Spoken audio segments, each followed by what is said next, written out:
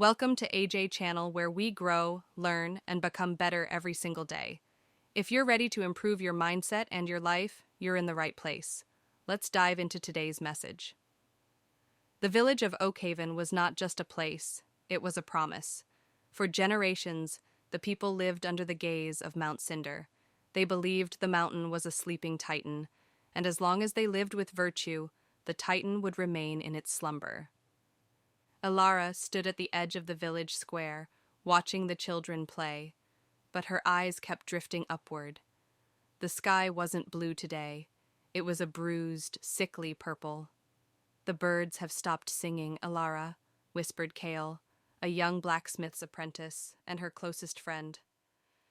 "They know what we refuse to admit, Kyle," she replied. "The mountain isn't just breathing, it's waking up."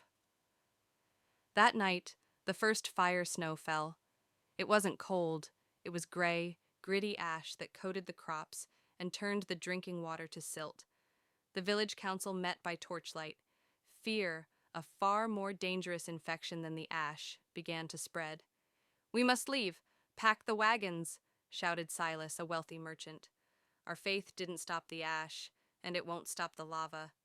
"And go where?" Old Man Hemlock countered, his voice like dry parchment. "Through the dead marshes? We wouldn't last a day. Our strength is here, at the root of the mountain."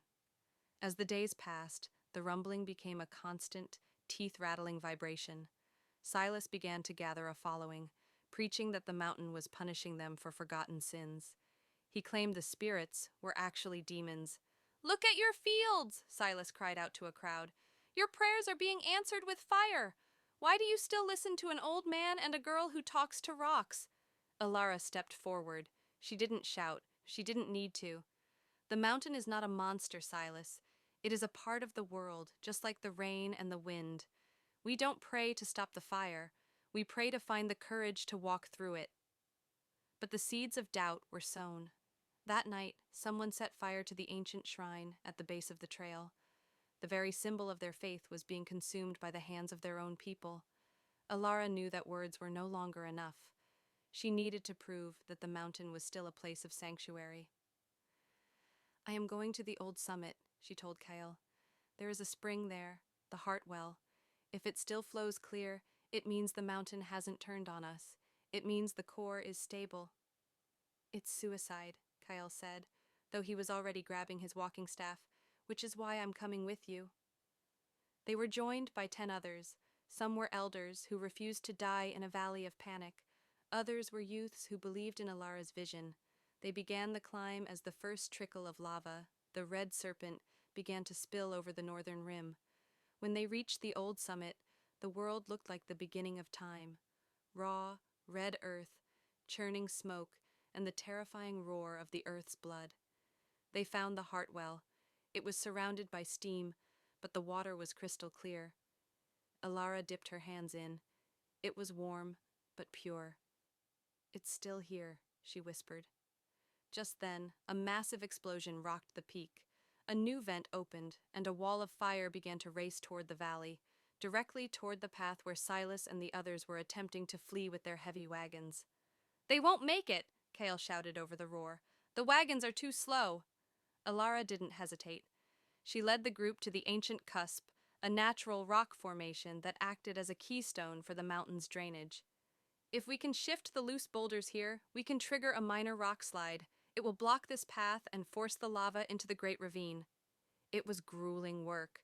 They used levers, their shoulders, and their very last bits of strength. As they worked, they sang the ancient songs of the harvest. It was a bizarre sight, 12 people singing to the rhythm of a cataclysm. With a final, deafening crack, the boulders gave way. The rock slide tumbled down, creating a massive natural dam just as the lava reached the bend. The molten rock hit the barrier, churned for a moment, and then sluggishly turned toward the uninhabited ravine. The village was saved. The descent took 2 days. When they walked back into Oakhaven, they found a village humbled. Silas's wagons were charred, saved only because the lava had miraculously diverted. Alara walked to the center of the square. She was covered in soot, her clothes were singed, and her hands were blistered. She held a small vial of water from the Heartwell. The fire did not destroy us, she said to the gathered crowd. It burned away what was unnecessary. It burned away our pretenses. What remains is what matters. She poured the water into the dry village fountain. Like and subscribe, and I will see you on the next one. Thank you.